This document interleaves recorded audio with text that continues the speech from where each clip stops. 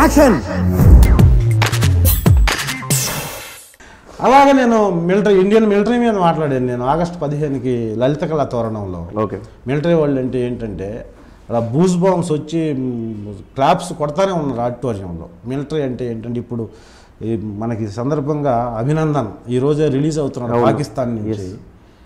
ఒక surgical strike అయిపోయిన తర్వాత ఒక పాకిస్తాన్లో ఒక యుద్ధ విమానం ఇండియాలోకి వస్తే దాన్ని కొట్టేసి ఒక విమానంతో దాన్ని కొట్టి ఈ విమానం కూడా ఖరాబ్ అయిపోతే ఆయన కిందకి దిగి పాకిస్తాన్ బార్డర్లో పడితే పాకిస్తాన్ వాళ్ళు పట్టుకున్న తర్వాత చాలా పెద్ద మనసుతో పాకిస్తాన్ కూడా యుద్ధం వద్దు శాంతి కావాలని చెప్పేసి ఆయన రిలీజ్ చేస్తున్నారు. ఆయన మేబీ 5:30కు 6 గంటలకు మన బార్డర్లోకి వస్తారని వెయిట్ చేస్తున్నారు. అదే టైంలో ఇక్కడ ఇంటర్వ్యూ చేయటం, మిలిటరీ గురించి తలుచుకోవటం, త్రివిధ దళాలండి, నేవీ, ఎయిర్ ఫోర్స్, మిలిటరీ తినక కష్టపడుతూ రాత్రి అనక పగలనక భార్య పిల్లలను వదిలేసి ఇంటికి దూరంగా రాష్ట్రానికి దూరంగా -డిగ్రీ టెంపరేచర్లో ఎక్కడో జమ్మూ కాశ్మీర్లో మంచు కొండల్లో లార్డ్స్ నాయక్ హనుమంతప్ప అని ఒక అతను మంచు కొండల్లో 3 రోజులు బ్రతికి చనిపోయాడు ఈ మధ్య.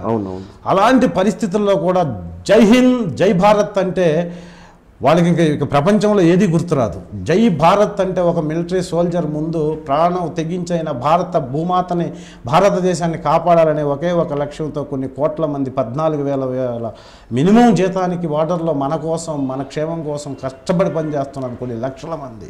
వాళ్ళందరికీ ఇంటర్వ్యూ సందర్భంగా ఈ అభినందన్ రిలీజ్ అవుతున్న సందర్భంగా మేరా భారత్ మహాన్ అని, జై హింద్ అని, జై భారత్ అని మనందరం అనుకోవడంలో తప్పులేదు. ఒక నిమిషం. జై భారత్ మాతా కీ జై Bharat.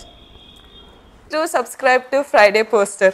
Subscribe to Friday Poster. Subscribe to Friday Poster. Subscribe to Friday Poster. Subscribe to Friday Poster. Subscribe to Friday Poster. Subscribe to Friday Poster. Subscribe to Friday Poster. Subscribe to Friday Poster. Subscribe to Friday Poster. Subscribe to Friday Poster for more interesting updates. Subscribe to Friday Poster.